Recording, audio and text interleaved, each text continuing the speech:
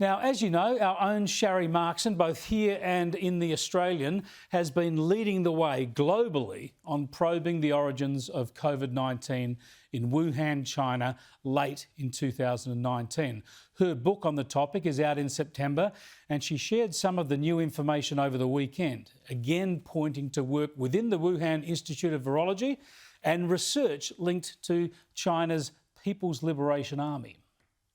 While intelligence agencies suspect, and they've been investigating this since early last year, that COVID-19 may be the result of an accidental leak from a Wuhan lab, there's no suggestion it was an intentional release. The significance of this paper is that it offers a rare insight into how senior scientists at one of the PLA's most prominent military universities, where high levels of defence research are conducted, we're thinking about biological research. This Chinese language paper is called The Unnatural Origin of SARS and New Species of Man-Made Viruses as Genetic Weapons. That's its title. Compelling stuff there from Sharry Markson. She's been all over this for many, many months. Now, the starting point for all these considerations is whether the virus occurred naturally or is likely to be the result of human interference. One expert who's discussed these issues with us previously is Dr. Nikolai Petrovsky, who's working on vaccine options here in Australia as well. He joins me again from Adelaide. Good to talk to you again, Professor. Firstly, before we come to your vaccine research, just on this theory, we've talked to you before about the likelihood from scientific interrogations, the likelihood that COVID-19 actually originated with some level of human interference. Where has the science gone on that over recent months? Has it tended to, add more weight to that theory, or is it anything around to dismiss it? Yes, look, I think the pendulum has really swung back the other way.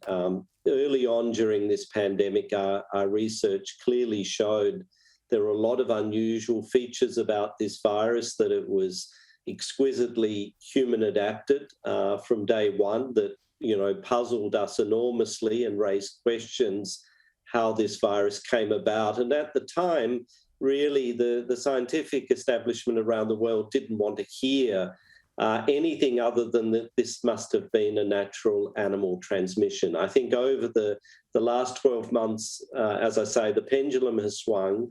Our science is starting to be taken seriously. And in fact, I just heard today, finally, a paper we submitted on this 12 months ago has finally been accepted today for publication. So I think that tells us that the world is now better prepared to ask the difficult questions of, was this a natural transmission event? Or as Sharry has mentioned, could this have been an accidental leak from a Chinese laboratory? So you're saying your work now has been peer-reviewed and will be published, and this shows, no one's saying this was deliberate, but shows that there was human manipulation of this virus before it escaped. Well, it certainly, it's been peer-reviewed to death, over the last 12 months. As I say, it's been a fight to really an enormous battle to just get our paper accepted. Because the problem was the scientific establishment didn't want to consider the possibility this wasn't a natural virus. Why not? In terms of our research, it's actually quite innocent. It doesn't really go directly to evidence that this was or wasn't a laboratory leak. What it does say is this is very unusual virus for a pandemic virus. It was perfectly human adapted from the very first instant. And that, of course, raises questions about how that adaptation occurred. And we believe that the most likely explanation is the adaptation occurred in a laboratory somewhere, and then the virus accidentally was released from there. But although it would support that possibility, it's still very much an open question. And that's all we would ask the world, is to not shut their minds to the possibility until we have hard scientific evidence one way or the other. This is the point. You're not interested in the political debate or the theories. You're just examining the virus scientifically. Why doesn't the global scientific community want to hear this? Look, I think that there's a lot more evidence over the last 6 months of what we might call Chinese influence over a lot of Western science. There's been a lot of Chinese money that has been supporting, and sometimes not always obviously supporting, a lot of researchers in the Western world and a lot of research organisations in the Western world. It turns out are receiving financial and other support from China. So no doubt, the Chinese have played a role in influencing, the Western scientific establishment. And I think they're only just waking up to the fact that maybe they have been manipulated into believing something for which there was actually no scientific evidence, which is this idea that it could only have come from an animal source. Are you saying that Chinese influence in Western universities has stifled research as to the origins of the virus? Absolutely. I think there's unequivocal evidence of that, and not just the universities. The major scientific journals that, as scientists, we get our papers peer-reviewed and we publish in these journals.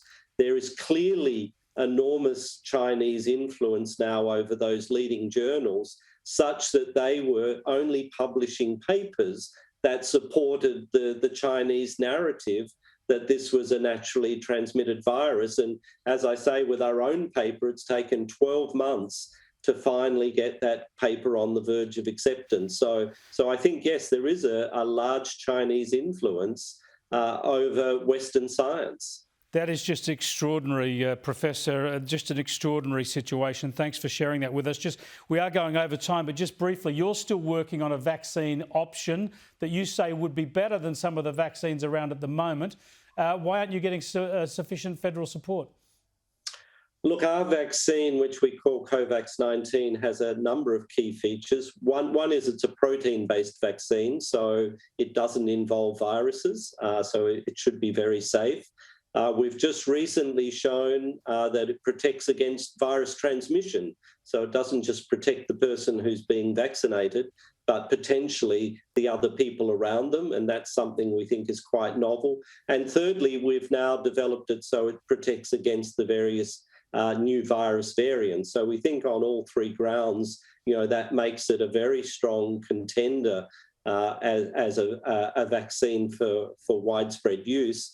Why we haven't been able to get the support we need, to take this vaccine into phase 3 and to manufacture it large scale in Australia from the federal government, we simply can't get an answer or a response from them. So maybe you'd be better placed to get, Greg Hunt to tell you why, but we don't understand why we haven't received that.